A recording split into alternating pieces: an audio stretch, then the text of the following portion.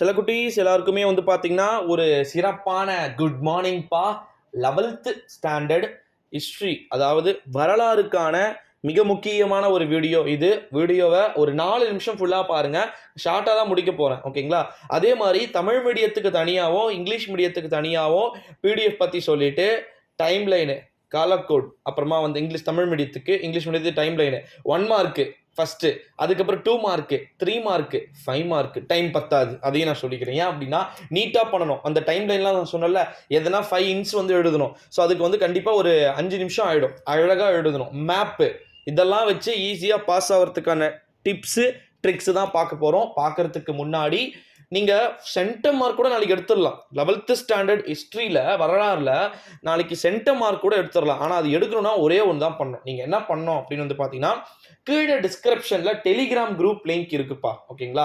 So மறக்காமல் Telegram குரூப்பை வந்து கிளிக் பண்ணிவிட்டு ஜாயின் பண்ணிக்கோங்க. அதில் தமிழ் மீடியத்துக்கான வரலாறும் ஆங்கில, அதாவது இங்கிலீஷ் மீடியம் ஸ்டூடெண்ட்ஸ்க்கு வந்து பார்த்தீங்கன்னா ஹிஸ்ட்ரி இம்பார்ட்டன்ட் கொஸ்டின்ஸும் வந்து இருக்குது, ஓகேங்களா? ஸோ என்னென்ன படிக்கணுமோ A to Z அழகாக நீட்டாக நான் வந்து கொடுத்துருக்குறேன். 7 2 மார்க் எழுதணும்ப்பா, 7 3 மார்க் எழுதணும்ப்பா, 7 5 மார்க் எழுதணும், ஓகேங்களா? ஃபஸ்ட்டு 1 மார்க்கு, 2 மார்க்கு, 3 மார்க், இது மூணுத்தையுமே நம்ம முடிக்கிறதுக்கு 1.5 hour ஆகிடும் கணக்குப்படி, ஓகேங்களா? சென்டம் மார்க் எடுத்த ஸ்டூடெண்ட்ஸ் உடைய கணக்கும் சரி, ஆவரேஜான ஸ்டூடெண்ட்ஸ் உடைய கணக்கும் சரி. ஏன்னா ஃபஸ்ட்டு வந்து நம்ம 1 மார்க் இருக்குது பார்த்தீங்களா, A டைப் B டைப் வந்து கேட்கறதுக்கான சான்சஸ் வந்து கிடையாது. எளிமையான முறையில் நாளைக்கு அமையும். ஏன்னா வரலாறு அப்படின்றது கதை தானே, அதில் என்ன கொஸ்டின் கேட்க முடியும்? எல்லாமே புக் பேக்கில் இருக்குது தான் வந்து கேட்பாங்க மோஸ்ட்லி. அதனால் வந்து நீங்கள் பிரச்சனை வந்து கிடையாது. வரலாறுல இருந்து நிறைய வினாக்கள் அதிகமாக வந்து கேட்கப்படும், ஓகேங்களா? அது மட்டும் இல்லாமல் இன்னொரு மிக முக்கியமான ஒரு தகவல் என்ன அப்படின்னு வந்து பார்த்தீங்கன்னா, நம்முடைய 11th ஸ்டாண்டர்ட் ஹிஸ்ட்ரி, அதாவது வரலாறு நாளை பொதுத் தேர்வு எழுதக்கூடிய ஒரு மாணவ செல்வங்களுக்கும் ஒரு இம்பார்ட்டண்ட்டான நியூஸ் நான் சொல்கிறேன், நல்லா கேட்டுக்கோங்க. என்ன அப்படின்னு வந்து பார்த்தீங்கன்னா, டைமிங் சத்தியமாக உங்களுக்கு பத்த போகிறது கிடையாது. 90 மார்க்குக்கு வந்து டைமிங் பத்தாது. அதனால் நான் கீழே டிஸ்கிரிப்ஷனில் சொன்னல, இந்த டெலிகிராம் குரூப்பை ஃபாலோ பண்ணிவிட்டு அதில் இருக்கிற மாதிரியே ஜாயின் பண்ணுங்கள் குரூப்பில்.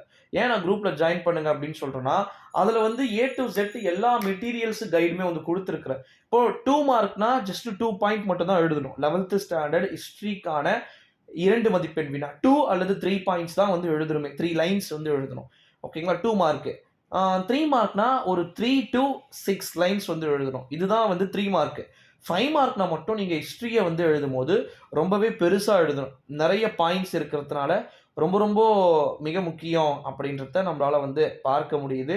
குறிப்பாக வந்து நம்முடைய 11th ஸ்டாண்டர்ட் ஹிஸ்ட்ரிக்கு 7 டீட்டெயில் வந்து எழுதணும். டீட்டெயிலில் எதுவுமே பெருசாக கம்பல்சரி வந்து கிடையாது. ஆனால் நம்முடைய 3 மார்க்லேயும் 2 மார்க்லேயும் கம்பல்சரி கண்டிப்பாக இருக்குது அப்படின்றதுனால அதை முடிந்த அளவுக்கு வந்து எழுத பாருங்கள். ஏன் அப்படின்னா 11th ஸ்டாண்டர்ட் நாளைக்கு கேட்கப்பட போகிற டோட்டலான கொஸ்டின்ஸ் எல்லாமே மோஸ்ட்லி புக் பேக் தான் வந்து இருக்கும். ஏன்னா கடந்த காலங்களில் கேட்கப்பட்டிருக்கக்கூடிய வினாத்தாள்களுடைய அமைப்பு எப்படி இருக்குது அப்படின்னா, எளிமையான முறையில் வந்து கேட்கப்பட்டதாகத்தான் வரலாறு வந்து இருக்குது. ஸோ அதனால் வந்து நீங்கள் அதை பற்றி பெருசாக கவலை கொள்ள வேண்டிய அவசியம் வந்து கிடையாது. என்னை பொறுத்த வரைக்கும் உங்களுக்கு நாளைக்கு கேட்கப்படக்கூடிய எக்ஸாம்ஸ் வந்து ரொம்ப ஒரு எளிமையான முறையில் வந்து இருக்கிறதுக்கான சான்சஸ் பாசிபிலிட்டிஸ் வந்து இருக்குது. அப்படின்றதுனால நீங்கள் பயப்பட வேண்டிய அவசியம் இல்லை.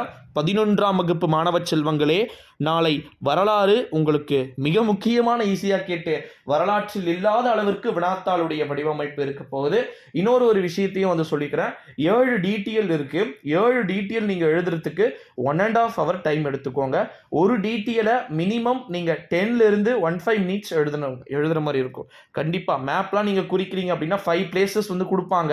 அழகாக குறிங்க. இல்லை எனக்கு மேப் வந்து திக்கி திணறேன், தடுமாறுறேன் அப்படின்னா நீங்கள் என்ன பண்ணணும்னா, ஷோராக அதிலேருந்து லிமிட் பண்ணிவிட்டு நீங்கள் டைம் லைன் வந்து எழுதுங்க. அதாவது தமிழ் மீடியம் ஸ்டூடெண்ட்ஸ் காலக்கோடு எழுதுங்க. ஸோ நீங்கள் கவலைப்பட வேண்டிய அவசியமே இல்லை. ரொம்ப எளிமையான முறையில் நாளைய தேர்வுகள் அமையறதுக்கான வாய்ப்புகள் வந்து இருக்குது. ஸோ மறக்காமல் நம்முடைய சேனலுக்கு நீங்கள் கட்டாயமாக புதிய பார்வையாளர்களாக இருக்கிறதுக்கு சான்சஸ் வந்து இருக்குது.